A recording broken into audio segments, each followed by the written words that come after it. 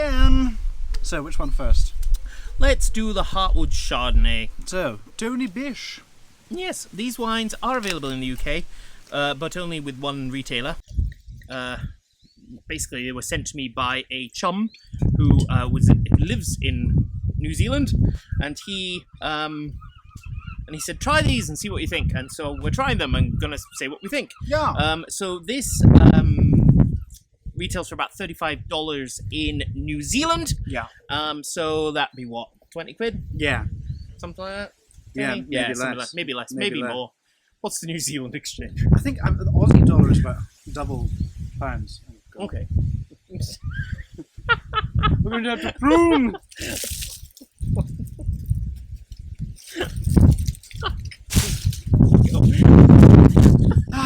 That's the day I'm of the alive. Triffids. Anyway, there's an old reference for you. The day of the Triffids. We're not going into that now. So, this is from Hawke's Bay, which is where Khmer River wines come from. Yes. They're supposed to be cool Burgundian. There we are again. Yeah. Wines. They're not Burgundian, they're Kiwi wines, but they're maybe just Cooler inspired by Burgundy. Yeah, but also the cooler climate, I suppose, allows them to do that. Yeah. That's got nice, sort of tropical-y, pineapple-y, nice mango-y, big fat melon. stone fruit, Yeah. All the a bit of water, honeydew melon as well. Definitely. There's the oak there. There's some really nice sort of, You can sort of tell- vanilla-y oak, though. You can tell it's sort of elegant new world. Yeah. Very good. Yeah, so the oak is there, and it is quite noticeable in that sort of vanilla, new worldy sort of way. So if you're wanting old world Burgundian, this ain't the right wood for you. But it's just so. I'm such a.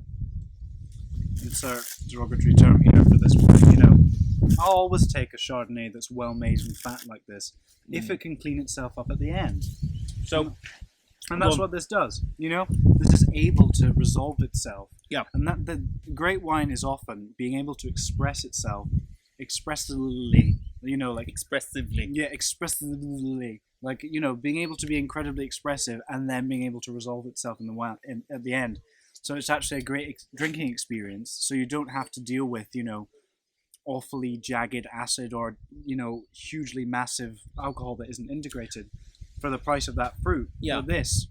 It's sewn together really nicely. Yeah. You're getting all of these big, bolder flavors, but they are just summed up so well and just cleanly and but still having weight. It's not chucking a load of acid at you to sort of go, and we must clean it all up. It's not. You've still got residual weight there. There's no question it's big, though. No. And it's almost Aussie in its bigness. What, booze, 14?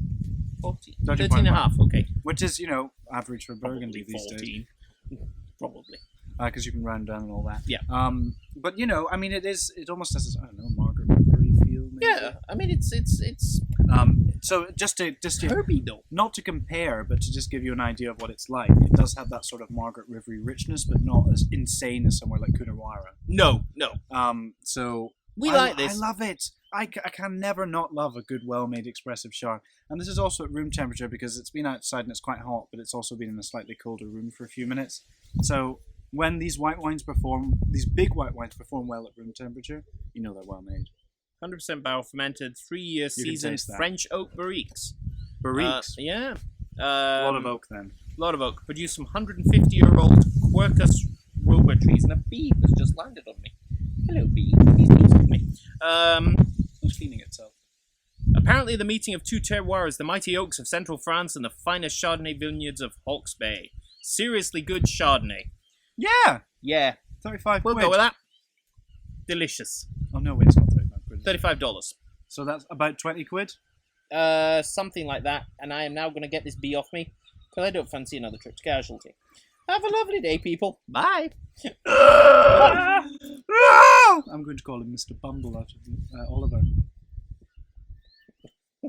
And just like Mr Bumble, if you poke him, he'll be a bastard to you. It's a never-ending... Can you get me a leaf? Never-ending saga! Just use the bloody... No, I need something to get him off me so he doesn't sting. He'll feel comfortable with a leaf, thank you. Come on, little bee. I don't mind you living. I just don't want you stinging me. Because I don't fancy a trip to Casualty. Yeah, get the big end on. Got its arse on. Will you stop walking on me? He's like, ooh, fresh linen. Can you get me another? It's going to have to be a spoonerism. Can you help me? I can't get to it. You know, you need to get another leaf and come round. Because I've got to hold this up genuinely. It stings me. I don't know what bloody cellulitis again.